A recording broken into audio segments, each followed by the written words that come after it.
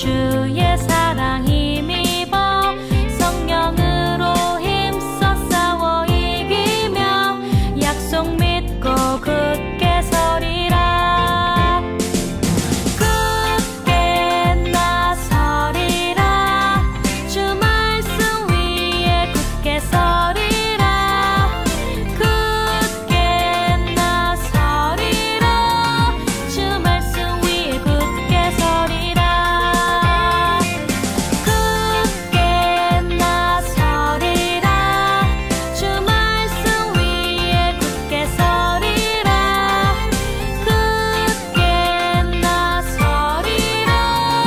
주 말씀 위에 굳게 서리라. 주 말씀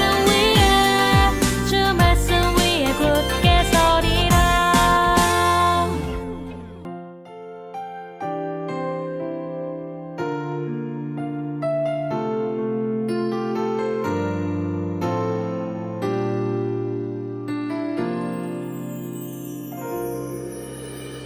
나는 하나님을 예배하는 예배자입니다. 내가 서 있는 곳 어디서나 하나님을 예배합니다. 내 영혼 거룩한 은혜를 향하여 내 마음 완전한 하나님 향하여 이곳에서 바로 이 시간 하나님을 예배합니다.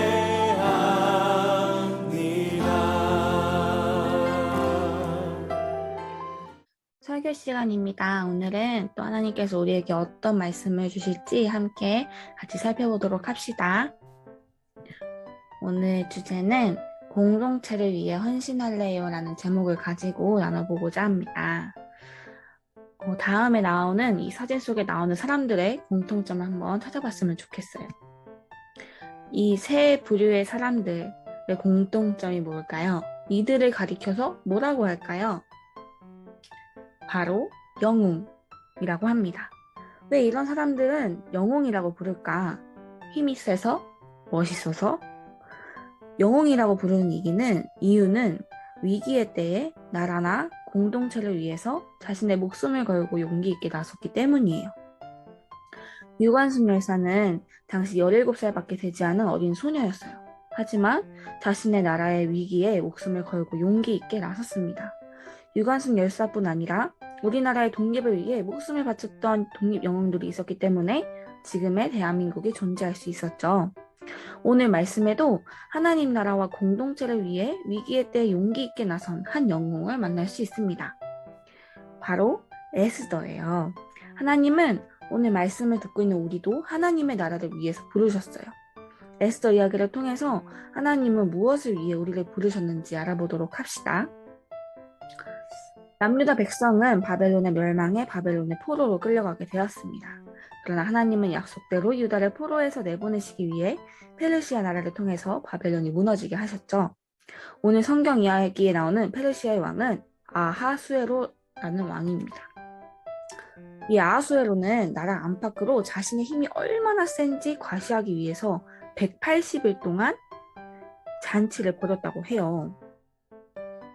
그러다가 하루는 아하수에로 왕이 너무 자랑하고 싶은 것이 있었어요. 바로 자신의 아름다운 아내 와스디 왕비였습니다. 그러나 와스디 왕비가 왕의 명령을 거절하고 잔치에 나오지 않았어요. 이에 화가 난 왕이 와스디를 왕비에서 폐위시킵니다. 그때 바벨론의 포로로 끌려온 유다인 중에 모르드게라는 사람이 있었는데 그는 삼촌의 딸 에스더가 부모 없이 혼자가 되니까 에스더를 딸처럼 키우게 됐어요. 에스더는 정말 아름다운 여인이었습니다. 그래서 이 에스더는 와스디를 대신해서 이 새로운 왕비가 됩니다. 아하수에로 왕이 신하 중에서 특별히 하만이라는 신하를 정말 좋아했는데 하만은 왕 다음으로 가장 높은 위치에 있었어요. 그래서 모든 사람이 왕의 명령에 따라 하만에게 무릎을 꿇고 절했지만 딱 한 사람, 모르드게만은 그렇게 하지 않았습니다. 왜냐? 하나님 외에 사람이나 우상에게 무릎을 꿇을 수 없었던 그 신앙 때문에 모르드게는 하만에게 무릎을 꿇지 않았습니다. 하만은 이러한 모르드게의 모습에 분노합니다. 그래서 하만은 모르드게의 민족인 유다 민족을 모함해서 그들을 모조리 죽일 계획을 세웠습니다. 하만의 음모로 유다인들은 다 죽을 위기에 처하게 되었어요. 모르드게는 옷을 찢고 굵은 배를 걸치고 죄를 뒤집어 쓴 채 대성통곡을 하였습니다. 이 소식을 조카 에스더가 듣고 모르드게에게 사람을 보내 이유를 묻자 모르드게는 에스더에게 이렇게 편지를 보냅니다. 에스더야, 내가 왕에게 나아가서 민족을 위해 간절히 간구하라. 이 이야기를 들은 에스더는 어떻게 했을까? 당시에는 왕이 부르지 않았는데 왕의 안뜰로 나아가는 것이 곧 죽음을 의미하는 것이었기 때문에 에스더가 왕께 나아가는 것은 죽음을 무릅써야 하는 담대함이 필요했습니다. 에스더가 위기의 때에 어떻게 공동체를 위해 헌신했는지 두 가지로 살펴봤으면 좋겠어요. 왕에게 먼저 나아가서 유다 민족을 살려달라고 간청하라는 모르드게의 말에 에스더는 잠시 주춤했습니다. 왜냐하면 당시 페르시아 법에 따르면 임금이 부르지 않았는데 임금에게 다가가는 사람은 어떤 사람이든지 상관없이 모두 사형으로 다스리도록 되어 있기 때문이에요. 심지어 임금이 에스더를 부르지 않은 지가 벌써 30일이나 지났습니다. 신하가 다시 모르드게에게 에스더 이야기를 전합니다. 에스더가 주저하자 모르드게는 다시 에스더에게 왕후께서는 궁궐에 계시다고 하여 모든 유다 사람이 겪는 재난을 피할 수 있다고 생각하십니까? 이런 때에 왕후께서 입을 다물고 계시면 유다 사람들은 다른 곳에서라도 도움을 얻어서 마침내는 구원을 받고 살아날 것이지만 왕후와 왕후의 집안은 멸망할 것입니다. 왕후께서 이렇게 왕후의 자리에 오르신 것이 바로 이런 일 때문인지를 누가 압니까? 라고 이야기를 합니다. 모르드게는 에스더가 주저한다면 하나님께서 다른 방법이나 혹은 다른 사람을 통해서라도 반드시 유다 백성들을 구원하실 것이라고 전하면서 하지만 에스더가 하나님의 뜻 가운데 왕비가 되었으니 민족을 구하기 위해 왕비의 자리를 사용해야 한다라고 말하는 것입니다. 하나님께서 요셉을 애굽의 종으로 팔려가게 하시고 총리로 삼으셔서 야곱의 자손들을 보존하셨던 것처럼 모르드게는 에스더가 왕후가 된 것이 하나님의 특별한 섭리이고 뜻이라고 생각한 것이에요. 하나님의 부르신 뜻과 목적이 있습니다. 바로 하나님의 나라와 교회를 위해서 우리를 하나님의 백성으로 삼으신 것입니다. 오늘 모르드게를 통해서 에스더는 자기를 왕비로 삼으신 하나님의 목적을 깨닫게 되었어요. 오늘 우리를 이 자리에 하나님의 자녀로 부르신 목적을 깨닫는 우리 친구들이 되기를 축복합니다. 에스더는 자기가 왕의 법을 어겨 죽게 되더라도 유다 민족을 살리기 위해 왕에게 나아가기로 결심합니다. 그리고 모르드게와 수산성 안에 있는 모든 유다인들에게 한 가지 부탁을 합니다. 어서 수산에 있는 유다 사람들을 한 곳에 모으시고 나를 위하여 금식하게 하십시오. 사흘 동안은 밤낮 먹지도 마시지도 말게 하십시오. 나와 내 시녀들도 그렇게 금식하겠습니다. 그렇게 하고 난 다음에는 법을 어기고서라도 내가 임금에게 나아가겠습니다. 그러다가 죽으면 죽겠습니다. 금식을 부탁하고 죽으면 죽겠다는 그 담대함을 가질 수 있었던 것은 에스더가 모르드게의 말을 통해 자신이 왕후의 자리를 얻은 것이 하나님의 뜻이었고 자기의 헌신을 통해 유다 공동체가 살 수 있는 길임을 깨달았기 때문이에요. 하나님의 뜻을 확신하며 에스더가 왕에게 나아갔을 때 어떻게 되었을까? 에스더 5장 2절을 보면 왕후 에스더가 뜰에 선 것을 본즉 매우 사랑스러움으로 손에 잡았던 금규를 그에게 내미니 에스더가 가까이 가서 그 금규 끝을 만진지라. 왕은 에스더를 보고 자신의 규를 내밀어서 자신에게 나오는 것을 허락했습니다. 그리고 이렇게 이야기해요. 왕후 에스더여, 그대 소원이 무엇이오? 내가 나라의 절반이라도 그대에게 주겠소. 이에 에스더는 왕을 위해 잔치를 준비했으니 하만과 함께 와달라고 초청합니다. 그래서 왕은 급하게 하만을 불러서 함께 잔치에 가자고 즐기고 다시 에스더에게 소원을 물었습니다. 그러자 에스더는 다음날 한 번 더 하만과 함께 잔치에 와줄 것을 요청하면서 그때 소원을 말하겠다고 합니다. 하만은 유일하게 왕과 함께 잔치에 참석했으므로 기분이 좋게 왕궁에 나왔어요. 그런데 왕궁문에 있던 모르드게가 여전히 자기가 나와도 일어나지도 않고 아예 몸을 움직이지도 않으니까 더 화가 솟구쳤어요.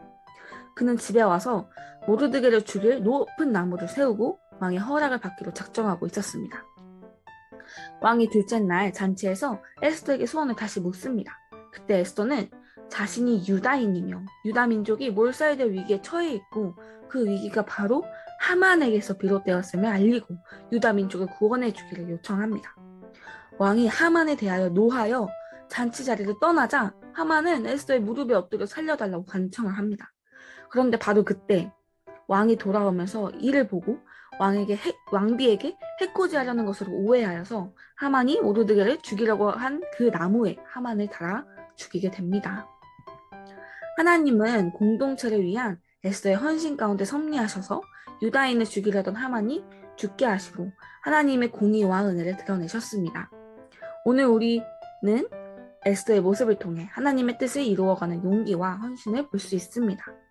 하나님은 오늘도 하나님의 나라를 위해 우리가 속한 공동체를 위한 부르심을 깨닫고 담대하게 나아가는 믿음의 사람을 귀하게 보고 계십니다. 하나님은 우리가 속한 가정, 학교, 교회, 나라를 위해서 우리를 그 자리에 부르셨습니다. 그리고 부르신 사명을 깨닫고 헌신할 때에 하나님의 뜻을 이루어 가십니다.